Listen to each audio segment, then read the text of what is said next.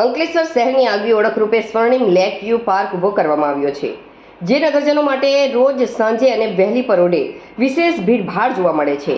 આગવી ઓળખ એવા લેક વ્યૂ પાર્કમાં દિવાલ પર માંડ 3 વર્ષ થયા નથી ત્યાં દિવાલોમાં મોટી દરાર પડવા સાથે નમી ગઈ હતી, જેને લઈ ગમે ત્યારે દિવાલો પડી જવાની શક્યતા હતી. જે અંગે પાલિકા દ્વારા સ્વર્ણિમ લેક વ્યૂ પાર્કના ઇજારદારને તાકીદ કરી હતી. જે દરાર સ્થળની દિવાલ તોડી કાઢી હતી અને તેના સ્થાને દિવાલ નવી બનાવવા માટે ઇજારદાર દ્વારા કવાયત શરૂ કરાઈ હતી. સ્વર્ણિમ દિવાલમાં જ બાકોરું પડેલું જોતા લોકોમાં ચર્ચાનો વિષય બન્યો હતો. અત્રે ઉલ્લેખનીય છે કે 5.5 કરોડ ઉપરાંતના ખર્ચે નિર્માણ પામેલા પાર્કને હજુ 3 વર્ષ પણ પૂર્ણ થયા નથી. આ વચ્ચે અગાઉ પાળો તૂટી પડ્યો હતો, ત્યારબાદ વોકવે ઉબડ ખાબડ થઈ ગયો હતો અને દિવાલોમાં દરારો સામે આવી છે, જે જોતા ઇજારદારની કામગીરી સામે સવાલ ઊભા થયા છે.